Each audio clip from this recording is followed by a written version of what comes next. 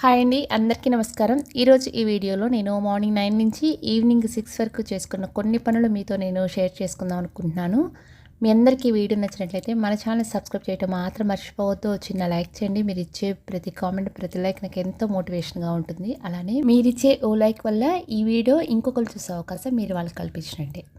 వీడియోలోకి వెళ్ళే ముందు ఒక చిన్న మెసేజ్ని మీతో నేను షేర్ చేసుకుందాం అనుకున్నాను. అదేంటి అంటే, మన బంధం ఫ్యామిలీలో ఇప్పటికీ 20,000 మంది ఉన్నారు. ఈ హ్యాపీ మూమెంట్స్ని అందరితో షేర్ చేసుకుందామని చెప్పేసి వాట్సాప్లో ఒక స్టేటస్ పెట్టానండి. అది చూసి అక్క వాళ్ళ పాప నాకు ఈ మెసేజ్ని షేర్ చేసింది. అదేంటి అంటే, congratulations PP, proud of you and your hard work. Thanks for inspiration to us PP అమ్మ, and great credits go to బాబాయ్ who supports to you. Anyways your hard work saw by God and great you all happiness in your life. Keep working hard PP. నిజంగా చెప్పాలి అంటే, నేను ఇన్నాళ్ళు పడిన కష్టం ఈ చిన్న మెసేజ్తో మాత్రం తను తీసేసి నాకు ఎంతో హ్యాపీనెస్ని ఇచ్చింది. థ్యాంక్ యూ సో మచ్ అమ్ము. తర్వాత ఈ మెసేజ్లో నన్ను పీపీ అమ్మ అని అంది కదా. అదేంటి అంటే, తనకి 9 మంత్స్ 10 మంత్స్ ఆ టైంలో పిన్ని అనమంటే ఆ మాట అనటం వచ్చేది కాదు. అప్పుడు పీ అనే లెటర్ని 2 సార్లు యూస్ చేసి పీపీ అని పిలిచేది. తనకి ఇప్పటికి కూడా అదే అలవాటు. తను ఇంజనీరింగ్ సెకండ్ ఇయర్ చదువుతుందండి. పేరు ఊహిత. తను కూడా ఇప్పుడు నన్ను పీపీ అనే పిలుస్తుంది. మా ఇంట్లో పిల్లలందరూ కూడా నన్ను ఆ పేరుతోనే పిలుస్తారు. ఇటు మా మరిది వాళ్ళ పిల్లలు కూడా పీపీ పెద్దమ్మ, పీపీ అమ్మ అనే పిలుస్తారు. అంతెందుకు విశాల్ విహాస్ వాళ్ళు కూడా ఒక్కొక్కసారి పీపీ అమ్మ అని పిలుస్తారు. అలానే ఈ విషయాన్ని గుర్తు చేస్తూ మన ఫ్యామిలీ మెంబర్స్ చాలామంది నాకు మెసేజెస్ పంపారండి. వాళ్ళందరికీ నేను పేరు పేరున థ్యాంక్స్ చెప్పుకున్నాను. ఈ టాపిక్ గురించి నెక్స్ట్ మళ్ళీ మాట్లాడుకుందాం. ఇక నెక్స్ట్ వీడియోలోకి వెళ్ళిపోతే, ఇంట్లో దేవుడికి కొబ్బరికాయలు కొడుతూ ఉంటాం కదా, ఆ కొబ్బరి చిప్పలనండి ఇవి. ఇప్పుడు ఎండలో పెడుతున్నాను, చిన్న చిన్న ముక్కలుగా కట్ చేసేద్దామని. ఇప్పుడు ఈ చూసే మొక్కలు విండో ప్లాంట్స్ అంటే వీటి మీద ఎక్కువగా ఎండ పడుతూ ఉంటుంది. అలా పడకుండా ఈ టైంలో ఒక నెట్టెడ్ క్లాత్ ఇలా కప్పేస్తున్నాను. తర్వాత పిల్లలకి హాఫ్ డే స్కూల్ స్టార్ట్ అయినాయి కదండి. విశాల్ వాళ్ళకైతే కనుక స్కూల్ ఆఫ్టర్నూన్ అండి 1:30 నుంచి స్టార్ట్ అవుతుంది వాళ్ళకి. ఇప్పుడైతే కనుక ఇక వాళ్ళకి టిఫిన్ పెట్టేస్తున్నాను అన్నట్టు. ఈరోజు అయితే ఉప్మా అండి. ఈరోజు స్పెషల్గా కావాలనే నేను ఉప్మా చేశాను. మొన్న ఫంక్షన్కి అక్కడ అత్తయ్య గారు వాళ్ళ ఇంటికి వెళ్ళినప్పుడు ఉప్మా చేస్తే, మేము ఉప్మా తినము, మాకు వద్దు అన్నారంట. అందుకని నేను కావాలని చెప్పి ఈరోజు ఉప్మా చేసి వాళ్ళకి పెడుతున్నాను. అమ్మమ్మల్ని నానమ్మల్ని చూస్తే కనుక వాళ్ళకి ఇష్టం లేని ఫుడ్ ఏదైనా ఉంటే కనుక మేము తినము అని చెప్పి చక్కగా చెప్పేస్తారు. ఇంకోసారి అది రిపీట్ అవ్వకూడదు అని చెప్పేసి వాళ్ళకి ఈరోజు ఉప్మా చేసి మరీ వాళ్ళకి అదే పెట్టాను నేను. కానీ పెట్టింది నేను కదా, చక్కగా తినేశారు. ఈరోజు తొందరగా వంట చేద్దాము అనుకొని వంట అనేది స్టార్ట్ చేశాను. ఇప్పుడైతే కనుక బియ్యం కడిగేసి పెట్టేస్తున్నాను. అలానే కొద్దిగా సాంబార్ కూడా చేద్దాం అనుకుంటున్నాను. మార్నింగ్ వాళ్ళ ఫాదర్ లంచ్ బాక్స్లోకి కొద్దిగా బంగాళదుంప కర్రీ చేశానండి. ఈరోజైతే కనుక అవి సరిపోతాయి. పిల్లలు ఎలానో ఇంట్లోనే ఉన్నారు కాబట్టి కొద్దిగా సాంబార్ చేద్దాం అనుకొని పప్పు కూడా కడిగేస్తున్నాను. ఇలా బియ్యం కడిగిన నీళ్ళు, పప్పు కడిగిన నీళ్ళు ఒక బకెట్లో పోసేసి ఈవినింగ్ మొక్కలకు పోయేసిలే అని చెప్పేసి ఇలా సపరేట్గా పక్కన పెట్టేస్తున్నాను. అన్నట్టు చెప్పడం మర్చిపోయాను. ఈరోజు మన ఫ్యామిలీ మెంబర్ అపర్ణ గారి పాప వస్త్రిక బర్త్డే అండి. ఈరోజు మీరందరూ ఆ పాపకి విషెస్ తెలియజేస్తారని ఆశిస్తూ, అమ్మ Vastrika, happy birthday to you and many more happy returns of the day.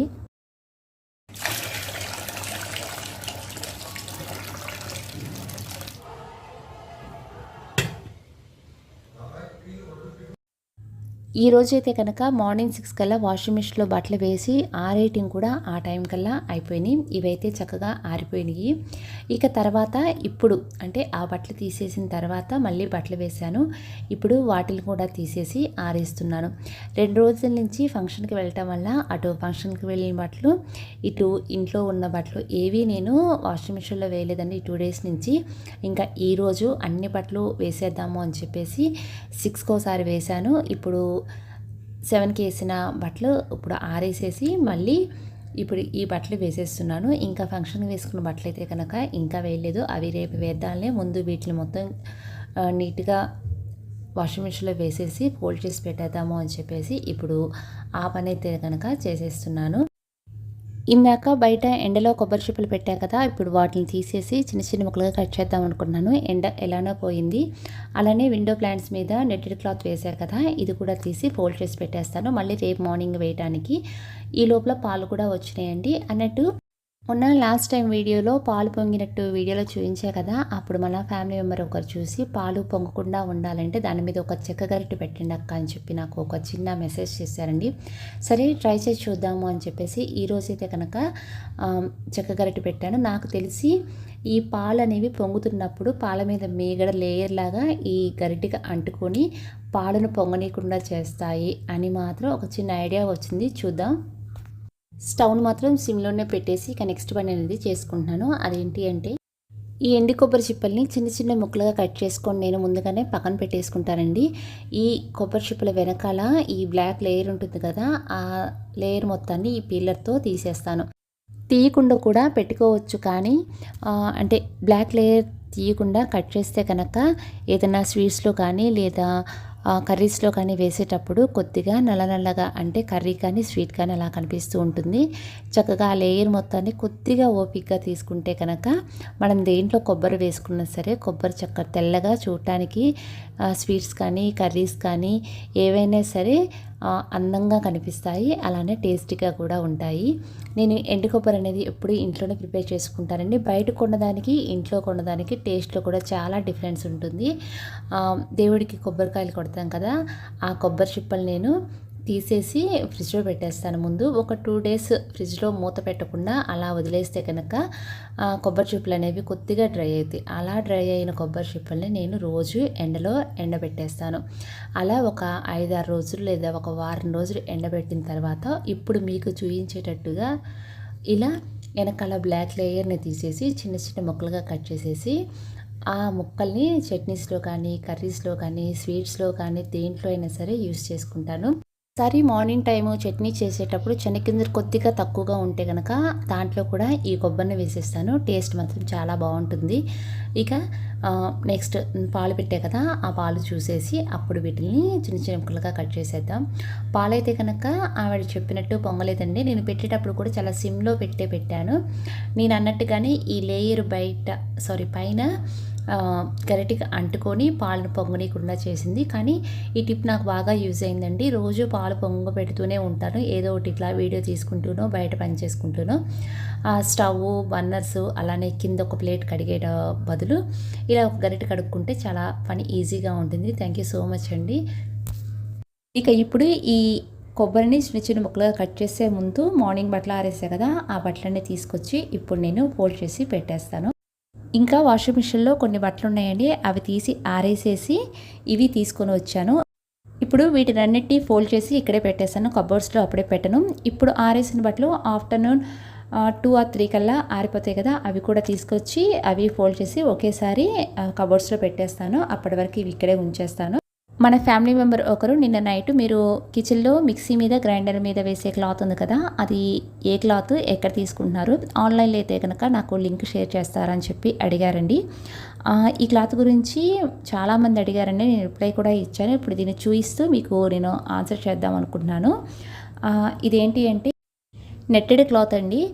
Matching సెంటర్స్లో దొరుకుతుంది. అంటే పిల్లలకి ఏమైనా డ్రెస్సెస్ కుట్టించడానికి డ్రెస్సెస్ మీద నెట్టెడ్ క్లాత్ వేసి కుట్టిస్తూ ఉంటాం కదా, ఆ క్లాత్ ఏనండి ఇది మీటర్ వచ్చేసి 50 or 70 రూపీస్ అండి. మార్నింగ్ నేను మొక్కల మీద కప్పా కూడా అది కూడా ఇదే క్లాత్ అండి. ఇది వైట్ అయితే అది పింక్ తీసుకున్నాను, ఇలా మొక్కల మీదకి ఉంటుందని. మీరు కూడా మ్యాచింగ్ సెంటర్లో ఒకసారి ట్రై చేసి చూడండి, కానీ చాలా యూస్ఫుల్గా ఉంటుంది.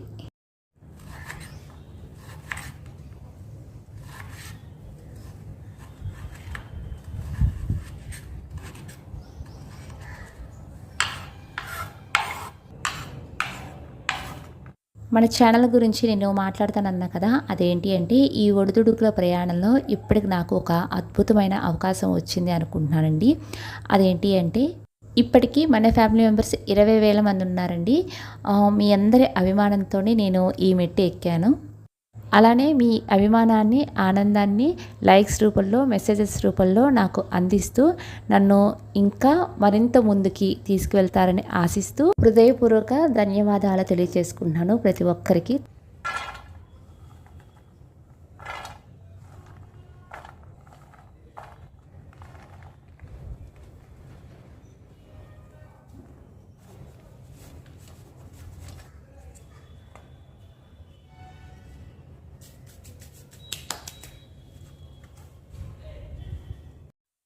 చిన్న చిన్న పనులు చేసేసిన తర్వాత ఇప్పుడు ఇక భోంచేద్దాం అనుకుంటున్నాను.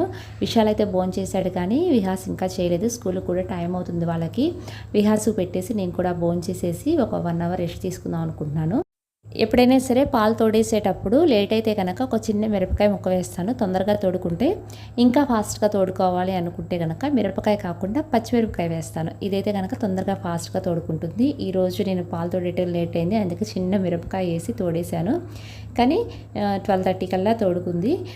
పెరుగు మీద మేగడ మాత్రం నేను మర్చిపోకుండా తీసేసి ఇలా డీప్లో పెట్టేస్తాను.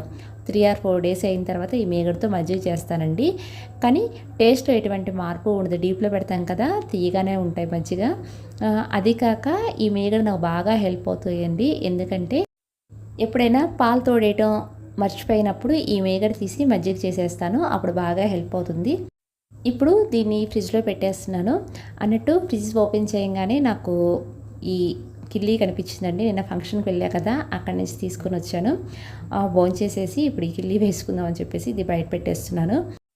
తర్వాత నేను ఎప్పుడైనా సరే ఈ కొబ్బరి ముక్కలు ఇలా కట్ చేసిన తర్వాత ఒక 2 రోజులు ఎండలో పెట్టిన తర్వాతే బాక్స్లో పెట్టి అవుట్ పెట్టేస్తాను. ఇప్పుడు ఎండలో పెడదామన్నా సరే బయట ఎండ లేదండి, అందుకని ఈ బాక్స్లో పెట్టేసి పక్కన పెట్టేస్తున్నాను. రేపు మార్నింగ్ మాత్రం ఎండలో పెడతాను. అంటే 2 డేస్ ఎండలో పెట్టిన తర్వాతే బాక్స్లో పెట్టేసి ఫ్రిడ్జ్లో స్టోర్ చేసుకుంటాను. లేకపోతే బయట పెట్టినా సరే చక్కగా ఫ్రెష్గానే ఉంటాయి. ఇక తర్వాత ఇప్పుడు భోంచేసేసి ఒక 1 అవర్ రెస్ట్ తీసుకున్న తర్వాత బట్టలు కూడా ఆరిపోయినాయండి. ఇప్పుడు ఈ బట్టలన్నీ ఫోల్డ్ చేసేసి పెట్టేస్తున్నాను.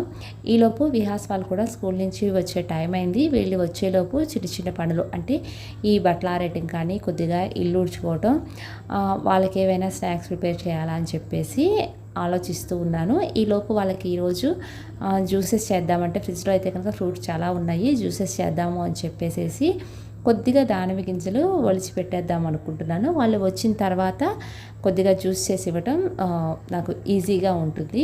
ఇప్పుడైతే కనుక ఈ ఫోల్డ్ చేసి పెట్టేశాను కదా, వీటిని కూడా కబోర్డ్స్లో పెట్టేసిన తర్వాతే ఇక నెక్స్ట్ పని అనేది స్టార్ట్ చేస్తాను.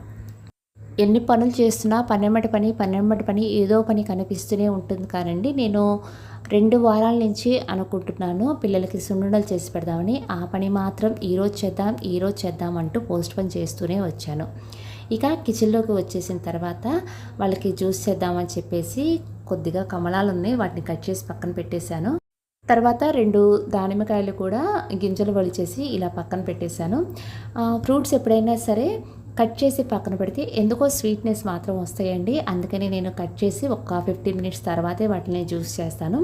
అలా పక్కన పెట్టేసేసి మార్నింగ్ నేను బియ్యం అలానే పప్పు కడిగిన నీళ్ళు ఉన్నాయి కదా, ఆ నీళ్ళని ఇప్పుడు మొక్కల మొత్తానికి పోస్తున్నాను. ఎప్పుడైనా సరే బియ్యం కడిగిన నీళ్ళు మాత్రం నేను చూసి, అంటే ఏ మొక్కలకి ఎక్కువగా బలం కావాలో ఆ మొక్కలకు మాత్రమే ఎక్కువగా పోస్తూ ఉంటాను. మార్నింగ్ ఈవినింగ్ బియ్యం కడిగిన నీళ్ళు మాత్రం బయట పారవేయకుండా ఇలా మొక్కలకంటే మార్నింగ్ కొన్ని మొక్కలకు పోస్తే ఈవినింగ్ కొన్ని మొక్కలకు పోస్తాను. కానీ మనీ ప్లాంట్ మాత్రం ఇంత ఫ్రెష్గా ఇంత హెల్తీగా ఉండటానికి మెయిన్ రీజన్ అండి. నేను బియ్యం కడిగిన నీళ్ళే ఈ మొక్కకు పోస్తాను, వేరే నీళ్ళు మాత్రం ఎప్పుడూ పోయను. అదే కాక రోజు మొత్తం కూడా ఒక 2-3 సార్లు మాత్రం నీళ్ళు పోస్తాను. అందుకని ఈ మొక్క ఇంత ఫ్రెష్గా ఉందేమో అనుకుంటాను. అలానే విండో ప్లాంట్స్కి కూడా నేను బియ్యం కడిగి నీళ్ళే పోస్తాను. తర్వాత మార్నింగ్ అయితే కనుక నేను దేవుడి పాటలు పెడతా కనండి. ఈవినింగ్ మాత్రం 5:30 లేదా 6 తర్వాత అయినా సరే మంచి సినిమా సాంగ్స్ పెడతాను. ఇక కిచెన్లోకి వచ్చేసేసి జ్యూస్ని ప్రిపేర్ చేద్దాం అనుకుంటున్నాను. వీళ్ళైతే కనుక రెడీ అవుతున్నారు. ఈ కమలాల్ని ముందుగా జ్యూస్ తీసేసేసి, అంటే చాలా సింపుల్గా చేసుకోవచ్చు అండి కమలా జ్యూస్ అనేది. ఈ జ్యూస్ తీసేసి ముందుగా గ్లాస్లో పోసేసుకుంటున్నాను. తర్వాత ఈ దానిమ్మ గింజలు కూడా దీంట్లో కొద్దిగా లెమన్ పిండేసేసి జ్యూస్ చేసేస్తున్నానండి మిక్సీలో వేసి. దాన్ని ఫిల్టర్ చేసేసి ఆ జ్యూస్ని కూడా అంటే 2 గ్లాసులో పోసేసుకుంటున్నాను. ఇప్పుడు అంటే ఈ 2 చేసుకున్నా కదా, తర్వాత ఈ యాపిల్స్ని కూడా చిన్న చిన్న ముక్కలుగా కట్ చేసి దీంట్లో 2 స్పూన్లు పట్టిక బెల్లం, అలానే దీంట్లో పాలు, అంటే యాపిల్ ముక్కలు ఎంతవరకు ఉన్నాయో అంతవరకు మాత్రమే పాలు పోసేసుకొని కొద్దిగా యాలకుల పొడి కూడా యాడ్ చేసుకొని మిక్సీ పట్టేస్తున్నాను. ఆ మిక్సీ పట్టేసిన జ్యూస్ని కూడా ఈ గ్లాసులో వేసేసుకుంటున్నాను. జ్యూసెస్ అనేది చాలా సింపుల్గానే చేసుకోవచ్చు అండి. కాకపోతే దీంట్లో కలిపే చిన్న చిన్న ఇంగ్రీడియంట్స్తో ఈ జ్యూస్కి మంచి టేస్ట్ వస్తుంది. రెండిట్లోనే కొద్దిగా పటిక బెల్లం వేసేసి ఈ జ్యూస్కి మాత్రం నేను సబ్జాలు ముందుగానే నానబెట్టేసేసి ఐస్ క్యూబ్స్గా ప్రిపేర్ చేసుకున్నవి ఆరెంజ్ జ్యూస్లో కలిపేశాను. ఇప్పుడు ఈ దానిమ్మ జ్యూస్లో మార్నింగ్ కొద్దిగా చియా సీడ్స్ నానబెట్టేసి ఉంచేసాను, అవి 2 స్పూన్లు దీంట్లో కలిపేస్తున్నాను. అలానే ఈ యాపిల్ జ్యూస్లో మాత్రం ఐస్ క్యూబ్స్ వేయట్లేదండి, పాలతోనే ఐస్ క్యూబ్స్ ప్రిపేర్ చేసుకున్నాను, ఆ 2 దీంట్లో వేసేస్తున్నాను. అదే వాటర్తో చేసిన ఐస్ క్యూబ్ వేస్తే అంత టేస్ట్ ఉండదు, అందుకని పాలతో తయారు చేసిన ఐస్ క్యూబ్స్ 2 ఈ యాపిల్ జ్యూస్లో వేసేసి దానిమ్మలో కూడా నార్మల్ ఐస్ క్యూబే యాడ్ చేశాను. ఇక ఈ 3 కలిపేసేసి పిల్లలు ఏవి ఇష్టంగా తాగుతారో అవి వాళ్ళకి ఇచ్చేసేసి 3వది నేను తీసుకుంటాను. కానీ విశాల్ అయితే కనుక యాపిల్ జ్యూస్ తీసుకుంటాడు, విహాస్ అయితే ఆరెంజ్ జ్యూస్ తీసుకుంటారు. ఇక ఈ దానిమ్మ జ్యూస్ అయితే నాకే ఉంటుంది అనుకుంటున్నాను. ఎప్పుడైతే సరే జ్యూసెస్ చేసుకునేటప్పుడు ముందు నేను సబ్జా వాటరు అలానే చియా సీడ్స్ కొన్ని వాటర్లో వేసి నానబెట్టుకొని పాలు కావాల్సి అంటే జ్యూస్లో పాలు కలపాలి అనుకున్నప్పుడు మాత్రం ఇలా ఐస్ క్యూబ్స్ ప్రిపేర్ చేసి పెట్టుకుంటాను. ఈ వీడియో మీ అందరికీ నచ్చినట్లయితే మన ఫ్యామిలీ మెంబర్స్ అయితే మన ఛానల్ సపోర్ట్ చేయండి, కొత్త వాళ్ళైతే మన ఛానల్ని సబ్స్క్రైబ్ చేసుకోండి.